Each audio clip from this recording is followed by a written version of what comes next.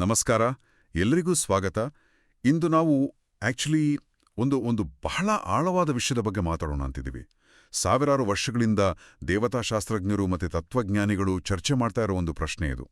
ಅಂದ್ರೆ, ದೇವರು ಮನುಷ್ಯನಾಗುವ ಅವಶ್ಯಕತೆ ನಿಜವಾಗಿಯೂ ಏನಿತ್ತು? ಆತ ಸರ್ವಶಕ್ತನಾಗಿದ್ರೆ ಒಬ್ಬ ದೇವದೂತನ ರೂಪದಲ್ಲಿ ಅಥವಾ ಬೇರೆ ಯಾವುದೋ ಒಂದು ರೂಪದಲ್ಲಿ ಬಂದು ತನ್ನ ಕೆಲಸ ಯಾಕೆ ಮಾಡಲಿಲ್ಲ? ಹೌದು. ಇವತ್ತು ನಾವು ಇದರ ಹಿಂದಿನ ಕಾರಣಗಳೇನು ಅಂತ ಅರ್ಥ ಮಾಡ್ಕೊಳ್ಳೋಕೆ ಪ್ರಯತ್ನಿಸೋಣ.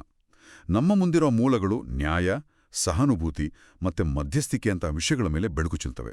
ಬನ್ನಿ ಈ ವಿಷಯದ ಆಳಕ್ಕಿಳಿದು ನಾಡೋಣ. ಹೌದು, ಇದು ಒಂದು ರೀತಿ ಇಡೀ ನಂಬಿಕೆಯ ಅಡಿಪಾಯದಂತಿರುವ ಪ್ರಶ್ನೆ ಅಂತಾನೆ ಹೇಳ್ಬೋದು. ನಮ್ಮ ಮುಂದಿರುವ ಬರಹಗಳು ಈ ಪ್ರಶ್ನೆಗೆ ನೇರವಾಗಿ ಉತ್ತರ ಕೊಡಕ್ಕೆ ಟ್ರೈ ಮಾಡ್ತವೆ. ಅವುಗಳ ವಾದದ ಪ್ರಕಾರ ದೇವರು ಮನುಷ್ಯನಾದದ್ದು ಒಂದು ಆಕಸ್ಮಿಕ ಅಥವಾ ಹಲವು ಆಯ್ಕೆಗಳಲ್ಲಿ ಒಂದಾಗಿರಲಿಲ್ಲ. ಅದು ಸಂಪೂರ್ಣ ವಿಮೋಚನಾ ಯೋಜನೆಯ ಆ ಒಂದು ಕೇಂದ್ರ ಬಿಂದುವಾಗಿತ್ತು, ಅನಿವಾರ್ಯವಾಗಿತ್ತು. ಅನಿವಾರ್ಯ ಅನ್ನೋ ಪದವೇ ಬಹಳ ಕುತೂಹಲಕಾರಿಯಾಗಿದೆ. ಅಂದ್ರೆ ಬೇರೆ ದಾರಿನೇ ಇರಲಿಲ್ಲ ಅಂತಲೇ. ಹೌದು. ನಮ್ಮ ಚರ್ಚೆಯ ಆರಂಭದಲ್ಲೇ ಒಂದು ಪ್ರಮುಖ ಅಂಶ ಇದೆ. ಮೂಲಗಳು ದೇವರ ಎರಡನೇ ವ್ಯಕ್ತಿತ್ವ, ಅಂದ್ರೆ ಸಾಂಪ್ರದಾಯಿಕವಾಗಿ ಮಗ ಅಂತಾರಲ್ವಾ, ಆ ಅಂಶದ ಬಗ್ಗೆ ಮಾತಾಡ್ತವೆ. ಈ ನಿರ್ದಿಷ್ಟ ಅಂಶ ಯಾಕೆ ಮನುಷ್ಯನಾಗ್ಬೇಕಿತ್ತು? ಇದರ ಬಗ್ಗೆ ಮೂಲಗಳು ಏನ್ ಹೇಳ್ತವೆ? ನಿಖರವಾಗಿ ಅಲ್ಲೇ ಪಾಯಿಂಟ್ ಇರೋದು. ಮೂಲಗಳು ಹೇಳುವುದೇನೆಂದ್ರೆ, ಇಡೀ ಯೋಜನೆಯ ಪರಾಕಾಷ್ಠೆ ಶಿಲುಬೆ ಮೇಲೆ ನಡೆಯಬೇಕಿತ್ತು. ಶಿಲುಬೆ? ಹೌದು. ಕಾಲ ಮತ್ತು ದೇಶದ ಪರಿಧಿಯೊಳಗೆ, ಅಂದ್ರೆ ನಮ್ಮ ಈ ಜಗತ್ತಿನಲ್ಲಿ ಪಾಪಕ್ಕೆ ಒಂದು ಅಂತಿಮ ತೀರ್ಪು ನೀಡಬೇಕಿತ್ತು. ಈ ಶಿಲುಬೆಯನ್ನು ಹೊರಲು, ಆ ನೋವನ್ನು ಅನುಭವಿಸಲು ಮತ್ತು ಅದರ ಮೇಲೆ ಸಾಯಲು ಸಾಧ್ಯವಾಗುವುದು ಅದು ಒಬ್ಬ ಮನುಷ್ಯನಿಗೆ ಮಾತ್ರ. ಒಬ್ಬ ದೇವದೂತನಿಗೆ ಭೌತಿಕ ಶರೀರವಿಲ್ಲ ಅಲ್ವಾ? ಆತ ನಮ್ಮ ಹಾಗೆ ಹುಟ್ಟಿ ಬೆಳೆದು ನೋವನ್ನು ಅನುಭವಿಸಿ ಸಾಯಲು ಸಾಧ್ಯವಿಲ್ಲ. ಹಾಗಾಗಿ ಶಿಲುಬೆಯ ಘಟನೆ ನಡೆಯಬೇಕೆಂದರೆ ದೇವರು ಮಾನವರೂಪ ತಾಳುವುದು ಕಡ್ಡಾಯವಾಗಿತ್ತು. ಓ, ಇದು ಒಂದು ವಿಭಿನ್ನ ದೃಷ್ಟಿಕೋನ. ಅಂದ್ರೆ ಗುರಿ ಶಿಲುಬೆಯಾಗಿದ್ದರಿಂದ ಅದಕ್ಕೆ ಸರಿಹೊಂದುವ ವಾಹನವಾಗಿ ಮಾನವರೂಪವನ್ನು ಆರಿಸಲಾಯಿತು ಅಂತ. ಎಕ್ಸಾಕ್ಟ್ಲಿ. ಇದು ಕೇವಲ ಒಂದು ದೈವಿಕ ನಿಯಮದ ಪಾಲನೆಯೇ, ಅಥವಾ ಇದರಲ್ಲಿ ನಮ್ಮ ಮಾನವೀಯ ದೃಷ್ಟಿಕೋನಕ್ಕೂ ಏನಾದರೂ ಪ್ರಾಮುಖ್ಯತೆ ಇದೆಯಾ? ಯಾಕೆಂದ್ರೆ ಮೂಲಗಳಲ್ಲಿ ಒಂದು ಸಾಲು ನನ್ನ ಗಮನ ಸೆಳೆಯಿತು. ಮಾನವನ ದೃಷ್ಟಿಕೋನದಿಂದ ನೋಡಿದಾಗ ಮನುಷ್ಯನನ್ನು ಚೆನ್ನಾಗಿ ಅರಿಯುವನು ಮನುಷ್ಯನೇ. ಇದು ಸ್ವಲ್ಪ ಗೊಂದಲಮಯ. ಸರ್ವಜ್ಞನಾದ ದೇವರಿಗೆ ನಮ್ಮನ್ನು ಅರ್ಥ ಮಾಡಿಕೊಳ್ಳಲು ಮನುಷ್ಯನಾಗುವ ಅನುಭವ ಬೇಕಿತ್ತೇ? ಅದು ಅತ್ಯಂತ ಸಹಜವಾದ ಮತ್ತು ಮುಖ್ಯವಾದ ಪ್ರಶ್ನೆ. ಮೂಲಗಳು ಈ ಗೊಂದಲವನ್ನು ಬಹಳ ಸ್ಪಷ್ಟವಾಗಿ ನಿವಾರಿಸುತ್ತವೆ. ಇದು ದೇವರ ಜ್ಞಾನದ ಕೊರತೆಯ ಬಗ್ಗೆ ಖಂಡಿತ ಅಲ್ಲ. ಸರಿ. ದೇವರಿಗೆ ನಮ್ಮ ಪ್ರತಿಯೊಂದು ಆಲೋಚನೆ, ಪ್ರತಿಯೊಂದು ನೋವು ಮೊದಲೇ ತಿಳಿದಿರುತ್ತದೆ. ಆದ್ರೆ ಇಲ್ಲಿ ವಿಷಯ ದೇವರ ತಿಳುವಳಿಕೆಯದ್ದಲ್ಲ, ಬದಲಾಗಿ ನಮ್ಮ ನಂಬಿಕೆಯದ್ದು. ನಮ್ಮ ನಂಬಿಕೆಯದ್ದ? ಹೌದು. ಒಂದು ಉದಾಹರಣೆ ಕೊಡ್ತೀನಿ. ಒಬ್ಬ ರಾಜ ಅರಮನೆಯಲ್ಲಿ ಕುಳಿತು ತನ್ನ ಪ್ರಜೆಗಳ ಬಡತನದ ಬಗ್ಗೆ ವರದಿಗಳನ್ನ ಓದಿ ತಿಳ್ಕೊಳ್ಳಬಹುದು. ಆದ್ರೆ ಅದೇ ರಾಜ ವೇಷ ಮರೆಸಿಕೊಂಡು ಒಬ್ಬ ಸಾಮಾನ್ಯ ಪ್ರಜೆಯಾಗಿ ಅವರ ಜೊತೆ ಗುಡಿಸಿನಲ್ಲಿ ವಾಸಿಸಿ ಅವರಂತೆ ಹಸಿದು ಅವರ ಕಷ್ಟಗಳಲ್ಲಿ ಭಾಗಿಯಾದಾಗ ಏನಾಗುತ್ತೆ? ಆಗ ಪ್ರಜೆಗಳಿಗೆ ಆ ರಾಜನ ಮೇಲಿನ ನಂಬಿಕೆ, ಪ್ರೀತಿ ಅದು ಸಂಪೂರ್ಣವಾಗಿ ಬೇರೆ ಮಟ್ಟದಲ್ಲಿರುತ್ತೆ. ಅದೇ. ಹೌದು. ಆಗ ಆತನ ಸಹಾನುಭೂತಿ ಕೇವಲ ಸೈದ್ಧಾಂತಿಕವಾಗಿ ಉಳಿಯೋದಿಲ್ಲ, ಅದು ಅನುಭವದಿಂದ ಬಂದದ್ದಾಗಿರುತ್ತೆ. ನಾವು ಅದನ್ನು ಹೆಚ್ಚು ನಂಬುತ್ತೀವಿ. ಅದೇ ಅಂಶ. ದೇವರು ಮನುಷ್ಯನಾಗಿ ನಮ್ಮಂತೆ ಹಸಿವು, ನೋವು, ದುಃಖ, ದ್ರೋಹ ಎಲ್ಲವನ್ನೂ ಅನುಭವಿಸಿದಾಗ ನನ್ನ ಕಷ್ಟ ದೇವ್ರಿಗೇಂಗೊತ್ತು ಅಂತ ನಾವು ಹೇಳೋಕೆ ಸಾಧ್ಯವೇ ಇಲ್ಲ. ನಿಜ. ಆತ ನಮ್ಮ ಕಷ್ಟಗಳನ್ನು ತಿಳಿದುಕೊಂಡಿದ್ದಾನೆ ಅನ್ನೋದಕ್ಕಿಂತ ಅನುಭವಿಸಿದ್ದಾನೆ ಅನ್ನೋದು ನಮ್ಮ ನಂಬಿಕೆಯನ್ನು ದೃಢಪಡಿಸುತ್ತೆ. ಆ ಅಗಾಧವಾದ ಅಂತರವನ್ನ ಕಡಿಮೆ ಮಾಡುತ್ತೆ ಅಲ್ವಾ? ಹೌದು. ಇದು ಸೃಷ್ಟಿಕರ್ತ ಮತ್ತು ಸೃಷ್ಟಿಯ ನಡುವಿನ ಆ ಅಂತರವನ್ನು ಕಡಿಮೆ ಮಾಡುವ ಒಂದು ಪ್ರಬಲವಾದ ಹೆಜ್ಜೆ. ಆತನ ಅನುಕಂಪವನ್ನು ನಾವು ಅನುಮಾನಿಸಲು ಸಾಧ್ಯವಾಗದಂತೆ ಮಾಡುತ್ತೆ. ಅಂದ್ರೆ ಈ ದ್ವಂದ್ವ ಸ್ವಭಾವ, ಸಂಪೂರ್ಣ ದೇವರು ಮತ್ತು ಸಂಪೂರ್ಣ ಮನುಷ್ಯ ಎರಡೂ ಆಗಿರುವುದು ಈ ವಿಮೋಚನೆಯ ಯೋಜನೆಯಲ್ಲಿ ನಿರ್ಣಾಯಕ ಪಾತ್ರ ವಹಿಸುತ್ತೆ. ಮೂಲಗಳು ಯೇಸುವನ್ನು ಮಧ್ಯಸ್ಥಗಾರ ಅಂತ ಕರೆಯೋದರ ಹಿಂದಿನ ತರ್ಕವೂ ಇದೇ ಇರಬೇಕು. ನಿಖರವಾಗಿ ಇದನ್ನೊಂದು ಸೇತುವೆಯ ರೂಪಕದಲ್ಲಿ ನೋಡಬಹುದು. ಒಂದು ಕಡೆ ದೇವಲೋಕ, ಇನ್ನೊಂದು ಕಡೆ ಮನುಷ್ಯಲೋಕ. ಈ ಎರಡರ ನಡುವೆ ಪಾಪದಿಂದಾಗಿ ಒಂದು ದೊಡ್ಡ ಕಂದಕ ನಿರ್ಮಾಣ ಆಗಿದೆ. ಈ ಕಂದಕವನ್ನು ದಾಟಲು ಒಂದು ಸೇತುವೆ ಬೇಕು. ಆ ಸೇತುವೆಯ ಒಂದು ತುದಿ ದೇವಲೋಕದಲ್ಲಿ ದೃಢವಾಗಿ ನಿಂತಿರಬೇಕು, ಇನ್ನೊಂದು ತುದಿ ಮನುಷ್ಯಲೋಕದಲ್ಲಿ ಸ್ಥಿರವಾಗಿರ್ಬೇಕು. ಅಂದ್ರೆ ಒಂದು ಕಡೆ ಸಂಪೂರ್ಣವಾಗಿ ದೈವಿಕ, ಇನ್ನೊಂದು ಕಡೆ ಸಂಪೂರ್ಣವಾಗಿ ಮಾನವಿಕ. ಈ ದ್ವಂದ್ವ ಸ್ವಭಾವವಿಲ್ಲದೆ ಸಂಪರ್ಕ ಸಾಧ್ಯವೇ ಇರಲಿಲ್ಲ ಅಲ್ವಾ? ಹೌದು, ಅದ್ಭುತವಾಗಿ ಹೇಳಿದ್ರಿ. ಆತ ಕೇವಲ ದೇವರಾಗಿದ್ರೆ ನಮ್ಮನ್ನು ಪ್ರತಿನಿಧಿಸಲು ಸಾಧ್ಯವಾಗ್ತಿರ್ಲಿಲ್ಲ. ಹೌದು. ಕೇವಲ ಮನುಷ್ಯನಾಗಿದ್ರೆ ದೇವರ ಬಳಿ ನಮ್ಮನ್ನು ಕೊಂಡೊಯ್ಯುವ ಅಧಿಕಾರ ಆತನಿಗೆ ಇರುತ್ತಿರ್ಲಿಲ್ಲ. ಎರಡೂ ಆಗಿರೋದ್ರಿಂದ ಆತ ದೇವರಿಗೆ ಮನುಷ್ಯರ ಪ್ರತಿನಿಧಿಯಾಗಿಯೂ ಮನುಷ್ಯರಿಗೆ ದೇವರ ಪ್ರತಿನಿಧಿಯಾಗಿಯೂ ಕಾರ್ಯನಿರ್ವಹಿಸಬಲ್ಲ. ಸರಿ. ಮೂಲಗಳ ಪ್ರಕಾರ ಅಂತಿಮ ಗುರಿ ಪಾಪದ ಸಾಧ್ಯತೆಯನ್ನೇ ನಾಶಮಾಡಿ ಸೃಷ್ಟಿಯನ್ನು ಮತ್ತೆ ದೇವರೊಂದಿಗೆ ಒಂದು ಮಾಡುವುದಾಗಿತ್ತು. ಅದಕ್ಕಾಗಿಯೇ ಆತನಿಗೆ ಯೇಸು ಅಂದ್ರೆ ರಕ್ಷಕ ಅಂತ ಹೆಸರಿಡಲಾಯಿತು. ಸರಿ. ದೇವರು ಮನುಷ್ಯನಾಗಿ ನಮ್ಮ ಕಷ್ಟಗಳನ್ನು ಅರ್ಥ ಮಾಡಿಕೊಳ್ಳುತ್ತಾರೆ ಅನ್ನೋದು ಒಂದು ಸೈದ್ಧಾಂತಿಕ ಮಾತು. ಆದರೆ ಮೂಲಗಳು ಇದನ್ನ ಕೇವಲ ಸಿದ್ಧಾಂತವಾಗಿ ಬಿಡುತ್ತವೆಯಾ, ಅಥವಾ ಅವರು ನಿಜವಾಗಿಯೂ ಮಾನವೀಯ ಭಾವನೆಗಳನ್ನು ಅನುಭವಿಸಿದರು ಅನ್ನೋದಕ್ಕೆ ಯಾವುದಾದರೂ ಸ್ಪಷ್ಟ, ಕಠಿಣ ಉದಾಹರಣೆಗಳನ್ನು ಕೊಡುತ್ತವೆಯಾ? ಖಂಡಿತ. ಉದಾಹರಣೆಗೆ ನಿಜವಾದ ದುಃಖ, ಭಯ ಅಥವಾ ಕೋಪ. ಖಂಡಿತ. ಮೂಲಗಳು ಈ ವಿಷಯದಲ್ಲಿ ಬಹಳ ಸ್ಪಷ್ಟವಾಗಿವೆ. ಇದು ಕೇವಲ ಒಂದು ಪಾತ್ರಾಭಿನಯ ಆಗಿರಲಿಲ್ಲ. ಯೋಹಾನನ ಸುವಾರ್ತೆಯಲ್ಲಿ ತನ್ನ ಸ್ನೇಹಿತ ಲಾಜರನ ಸಾವಿಗೆ ಆತ ಅತ್ರು ಅಂತ ಬರೆಯಲಾಗಿದೆ.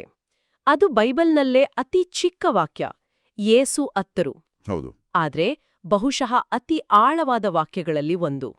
ನಂತರ ಗೆತ್ಸೆಮನೆ ತೋಟದಲ್ಲಿ ಶಿಲುವೆಗೆ ಏರುವ ಹಿಂದಿನ ರಾತ್ರಿ ನನ್ನ ಪ್ರಾಣವು ಸಾವಿನಂಚಿನವರೆಗೆ ಮನನೊಂದು ಸಂಕಟಪಡುತ್ತಿದೆ ಅಂತ ಹೇಳ್ತಾರೆ. ಸಾವಿನಂಚಿನವರೆಗೆ ಸಂಕಟಪಡುವುದು ಅಂದ್ರೆ ಅದು ಸಾಮಾನ್ಯ ದುಃಖವಲ್ಲ, ಅದು ಅಸ್ತಿತ್ವವನ್ನೇ ಪ್ರಶ್ನಿಸುವಂತಹ ಆಳವಾದ ವೇದನೆ. ಹೌದು.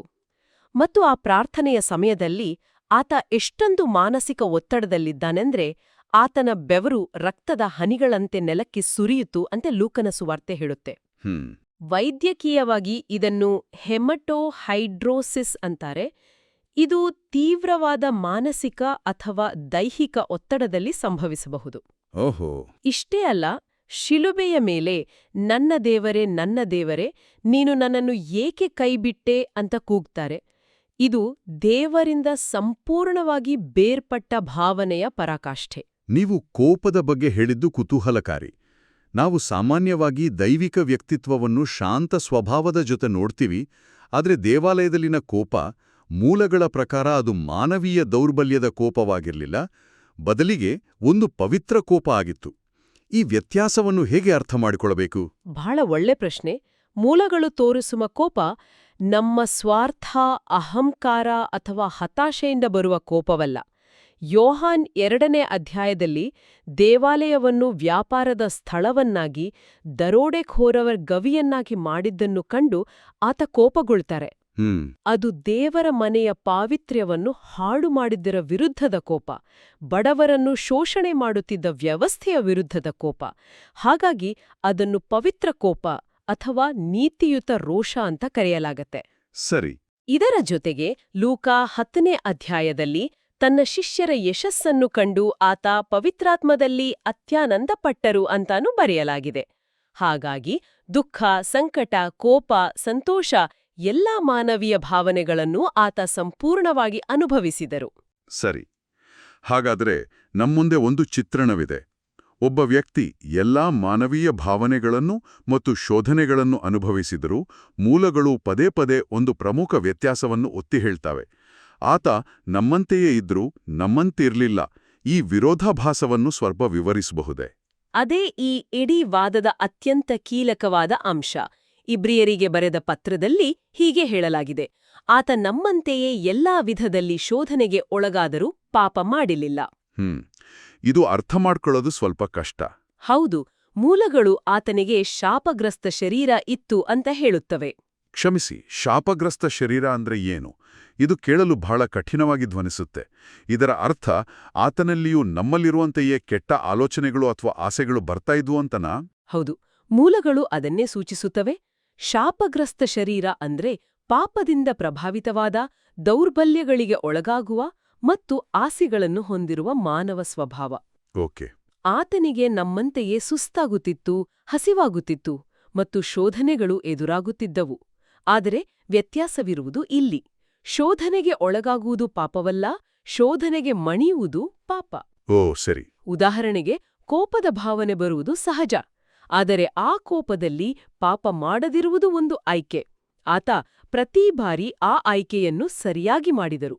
ಅದಕ್ಕಾಗಿಯೇ ಆತ ಪ್ರಬಲವಾದ ಗೋಳಾಟದಿಂದಲೂ ಕಣ್ಣೀರಿನಲ್ಲೂ ಪ್ರಾರ್ಥಿಸಬೇಕಾಯಿತು ಅಂತ ಮೂಲಗಳು ಹೇಳ್ತವೆ. ಅದು ಸುಲಭದ ಹೋರಾಟವಾಗಿರ್ಲಿಲ್ಲ. ಅಂದ್ರೆ ದೇವರಾಗಿದ್ರೂ ಮನುಷ್ಯನಾಗಿ ವಿಧೇಯತೆಯನ್ನ ಕಲಿಯುವ ಒಂದು ಪ್ರಕ್ರಿಯೆ ಮೂಲಕ ಸಾಗ್ಬೇಕಾಯ್ತಾ? ಹೌದು. ಇದು ನಮ್ಗೆ ಅನುಸರಿಸಲು ಒಂದು ಮಾದರಿಯನ್ನ ಒದಗಿಸುತ್ತೆ. ಶೋಧನೆಗಳು ಬಂದಾಗ ಹೋರಾಡೋದು ಅನಿವಾರ್ಯ, ಆದರೆ ಜಯ ಸಾಧ್ಯ ಅಂತ. ನಿಖರವಾಗಿ ಆತ ಕಷ್ಟಗಳ ಮೂಲಕ ಒಬ್ಬ ಮನುಷ್ಯನಾಗಿ ವಿಧೇಯತೆಯನ್ನು ಕಲಿತರು. ಇದು ನಮ್ಗೆ ಒಂದು ದಾರಿದೀಪವಾಗುತ್ತೆ. ಸರಿ, ಈ ಪಾಪರಹಿತ ಜೀವನ ಒಂದು ನಂಬಲಾಗದಷ್ಟು ಕಷ್ಟಕರವಾದ ಸಾಧನೆ. ಮೂಲಗಳ ಪ್ರಕಾರ ಈ ಸಾಧನೆಯ ಫಲಿತಾಂಶವೇನು? ಕೇವಲ ಒಂದು ನೈತಿಕ ಮಾದರಿಯನ್ನು ಸ್ಥಾಪಿಸುವುದೇ ಅಥವಾ ಅದಕ್ಕೂ ಮಿಗಿಲಾದ ಏನಾದರೂ ಇದೆಯಾ? ಉದಾಹರಣೆಗೆ, ಇದು ಮರಣದ ಮೇಲಿನ ಜಯಕ್ಕೆ ಹೇಗೆ ಸಂಪರ್ಕ ಹೊಂದಿದೆ? ಇಲ್ಲಿಯೇ ಇಡೀ ವಿಷಯ ಒಂದು ತಾರ್ಕಿಕ ಅಂತ್ಯಕ್ಕೆ ಬರೋದು. ಮೂಲಗಳ ಪ್ರಕಾರ ಪಾಪದ ಸಂಬಳ ಮರಣ. ಕ್ಷಮಿಸಿ, ನಾನೊಂದು ಪ್ರಶ್ನೆ ಕೇಳ್ತೀನಿ.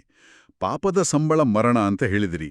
ಸಾಮಾನ್ಯ ಕೇಳುಗರಿಗೆ ಇದು ಸ್ವಲ್ಪ ಹಳೆಯ ಕಾಲದ ಭಾಷೆಯಂತೆ ಕೇಳಿಸಬಹುದು. ಇವತ್ತಿನ ಕಾಲಕ್ಕೆ ಇದರ ಅರ್ಥವನ್ನು ಹೇಗೆ ವಿವರಿಸಬಹುದು? ಇದು ಕೇವಲ ನೈತಿಕ ತಪ್ಪಿಗೆ ಸಿಗೋ ಶಿಕ್ಷೆಯೇ? ಇದೊಂದು ಉತ್ತಮ ಪ್ರಶ್ನೆ. ಇದನ್ನು ಹೀಗೆ ನೋಡಬಹುದು. ಪ್ರತಿಯೊಂದು ಕ್ರಿಯೆಗೂ ಒಂದು ಪರಿಣಾಮವಿದೆ. ಬೆಂಕಿಗೆ ಕೈ ಹಾಕಿದರೆ ಸುಡುತ್ತೆ. ಹೌದು. ಅದು ಶಿಕ್ಷೆ ಅನ್ನೋದಕ್ಕಿಂತ ಅದು ಬೆಂಕಿಯ ಸ್ವಭಾವದ ಪರಿಣಾಮ. ಹಾಗೆಯೇ ಮೂಲಗಳ ಪ್ರಕಾರ ದೇವರನ್ನು ಅಂದ್ರೆ ಜೀವದ ಮೂಲವನ್ನು ತಿರಸ್ಕರಿಸುವುದರ ಸ್ವಾಭಾವಿಕ ಪರಿಣಾಮವೇ ಮರಣ ಅಥವಾ ಬೇರ್ಪಡುವಿಕೆ. ಓಕೆ. ಯೇಸು ಪಾಪರಹಿತನಾಗಿದ್ದರಿಂದ, ಅಂದ್ರೆ ಜೀವದ ಮೂಲದೊಂದಿಗೆ ಆತನ ಸಂಬಂಧ ಎಂದಿಗೂ ಮುರಿಯದಿದ್ದರಿಂದ ಮರಣಕ್ಕೆ ಆತನ ಮೇಲೆ ಯಾವುದೇ ಅಧಿಕಾರವಿರಲಿಲ್ಲ. ಅಪೊಸ್ತಲರ ಕೃತ್ಯಗಳಲ್ಲಿ ಹೇಳುವಂತೆ ಮರಣವು ಆತನನ್ನು ಹಿಡಿದಿಟ್ಟುಕೊಳ್ಳಲು ಸಾಧ್ಯವಾಗಲಿಲ್ಲ. ಹಾಗಾಗಿ ಆತ ಸತ್ರೂ ಮರಣ ಆತನನ್ನು ತನ್ನ ಬಂಧನದಲ್ಲಿ ಇಟ್ಟುಕೊಳ್ಳಲು ವಿಫಲವಾಯಿತು. ಹೌದು. ಮರಣವನ್ನು ಜಯಿಸುವ ಮೂಲಕ ಆತ ವಿಶ್ವಾಸಿಗಳಿಗೂ ಒಂದು ಹೊಸ ಮಾರ್ಗವನ್ನು ತೆರೆದರು. ಇಲ್ಲಿ ಮೂಲಗಳು ಒಂದು ಅತ್ಯಂತ ಆಸಕ್ತಿದಾಯಕ ಮತ್ತು ಆಳವಾದ ವ್ಯತ್ಯಾಸವನ್ನು ಮಾಡುತ್ತವೆ: ಭೌತಿಕ ಸಾವು ಮತ್ತು ನಿಜವಾದ ಸಾವು. ಒಂದು ನಿಮಿಷ, ಇದು ಬಹಳ ಆಳವಾದ ವಿಷಯ. ಭೌತಿಕ ಸಾವು ಮತ್ತು ನಿಜವಾದ ಸಾವು. ಭೌತಿಕ ಸಾವನ್ನು ಮೂಲಗಳು ನಕಲಿ ಸಾವು ಅಥವಾ ನಿದ್ರೆ ಅಂತ ಕರೆಯುತ್ತವೆ ಅಂತಲೂ ಉಲ್ಲೇಖ ಇದೆ. ಅಂದ್ರೆ ನಾವು ಮನುಷ್ಯರಾಗಿ ಅತಿ ಹೆಚ್ಚು ಭಯಪಡುವ, ನಮ್ಮ ಅಸ್ತಿತ್ವದ ಅಂತ್ಯ ಅಂತ ಭಾವಿಸೋ ವಿಷಯವನ್ನೇ ಅವು ಗೌಣ ಅಂತ ಹೇಳ್ತಿವೆ. ಹಾಗಾದ್ರೆ ನಿಜವಾದ ಸಾವು ಅಂದ್ರೆ ದೇವರಿಂದ ಶಾಶ್ವತವಾಗಿ ದೂರವಾಗುವುದು ಅನ್ನೋದು ಎಂಥ ಗಂಭೀರ ಪರಿಣಾಮಗಳನ್ನು ಸೂಚಿಸುತ್ತೆ? ಅದೇ ವಾದದ ಸಾರಾಂಶ. ನಿಜವಾದ ಸಾವು ಅಂದ್ರೆ ಆತ್ಮಿಕ ಸಾವು, ಅಂದ್ರೆ ಜೀವದ ಮತ್ತು ಪ್ರೀತಿಯ ಮೂಲವಾದ ದೇವರಿಂದ ಸಂಪೂರ್ಣವಾಗಿ ಮತ್ತು ಶಾಶ್ವತವಾಗಿ ಬೇರ್ಪಡುವುದು. ಭೌತಿಕ ಸಾವು ಕೇವಲ ಒಂದು ತಾತ್ಕಾಲಿಕ ಸ್ಥಿತಿ, ಒಂದು ಶರೀರದಿಂದ ಇನ್ನೊಂದು ಸ್ಥಿತಿಗೆ ಪರಿವರ್ತನೆ. ಶಿಲುಬೆಯ ಮೇಲೆ ಯೇಸು ಆ ನಿಜವಾದ ಸಾವಿನ ಅನುಭವವನ್ನು, ಅಂದ್ರೆ ದೇವರಿಂದ ಕೈಬಿಡಲ್ಪಟ್ಟ ಭಾವನೆಯನ್ನು ಕ್ಷಣಕಾಲ ಅನುಭವಿಸಿದ್ರು. ನಾವು ಆ ಶಾಶ್ವತ ಬೇರ್ಪಡುವಿಕೆಯಿಂದ ಪಾರಾಗುವಂತಾಗಲಿ ಎಂಬುದು ಮೂಲಗಳ ವಾದ. ಹಾಗಾದ್ರೆ ಶಿಲುಬೆಯ ಮೇಲಿನ ನಕಲಿ ಸಾವನ್ನು ಎದುರಿಸುವ ಮೂಲಕ ನಾವು ನಿಜವಾದ ಸಾವಿನಿಂದ ಪಾರಾಗಬಹುದು ಎಂಬುದು ವಾದವೇ? ಹೌದು, ಅದೇ. ಆತನ ಮಾದರಿಯನ್ನು, ಅಂದ್ರೆ ಸಾವಿನವರೆಗೂ ವಿಧೇಯರಾಗಿರುವುದನ್ನು ಅನುಸರಿಸುವುದರಿಂದ ನಿಜವಾದ ಸ್ವಾತಂತ್ರ್ಯ ಮತ್ತು ನಿತ್ಯ ಜೀವ ಸಿಗ್ತದೆ ಅಂತ ಮೂಲಗಳು ಹೇಳ್ತವೆ. ಯೋಹಾನ 12ನೇ ಅಧ್ಯಾಯದಲ್ಲಿ ಹೇಳುವಂತೆ, ಗೋಧಿಯ ಕಾಳು ಭೂಮಿಯಲ್ಲಿ ಬಿದ್ದು ಸಾಯದಿದ್ರೆ ಅದು ಒಂದೇ ಕಾಳಾಗಿ ಉಳಿಯುತ್ತದೆ, ಆದ್ರೆ ಸತ್ರೆ ಅದು ಬಹಳ ಫಲ ಕೊಡುತ್ತದೆ. ಇಲ್ಲಿ ಸಾಯುವುದು ಅಂದರೆ ನಮ್ಮ ಅಹಂಕಾರಕ್ಕೆ, ನಮ್ಮ ಸ್ವಾರ್ಥಕ್ಕೆ, ನಮ್ಮ ಪಾಪದ ಸ್ವಭಾವಕ್ಕೆ ಸಾಯುವುದು. ಈ ನಕಲಿ ಸಾವನ್ನು ನಾವು ಪ್ರತಿದಿನ ಅನುಭವಿಸಲು ಸಿದ್ಧರಿದ್ದರೆ ನಿಜವಾದ ಸಾವಿನ ಭಯ ನಮಗಿರುವುದಿಲ್ಲ. ಆದರೆ ಈ ಸಾಯುವ ಪ್ರಕ್ರಿಯೆ ಇಲ್ಲದೆ ಪುನರುತ್ಥಾನವೂ ಇಲ್ಲ. ಹೌದು. ಭೌತಿಕ ಕಷ್ಟ ಮತ್ತು ತ್ಯಾಗವನ್ನು ಎದುರಿಸುವ ಮೂಲಕವೇ ಆಧ್ಯಾತ್ಮಿಕ ವಿಜಯ ಸಾಧ್ಯ. ಹಾಗಾದರೆ ಈ ಇಡೀ ಚರ್ಚೆಯನ್ನು ಒಟ್ಟಾರೆಯಾಗಿ ನೋಡಿದರೆ ದೇವರು ಮನುಷ್ಯನಾಗಿದ್ದು ಕೇವಲ ಒಂದು ಘಟನೆ ಅಲ್ಲ, ಅದು ವಿಮೋಚನೆಯ ಯೋಜನೆಯ ಅಡಿಪಾಯವೇ ಆಗಿದೆ. ಪ್ರತಿಯೊಂದು ಹೆಜ್ಜೆಯೂ ಇನ್ನೊಂದಕ್ಕೆ ಕಾರಣವಾಗಿದೆ. ಹೌದು. ದೊಡ್ಡ ಚಿತ್ರಣವನ್ನು ನೋಡಿದರೆ ಅದು ಒಂದು ಸಂಪೂರ್ಣ ಹೆಣೆದುಕೊಂಡಿರುವ ವ್ಯವಸ್ಥೆ.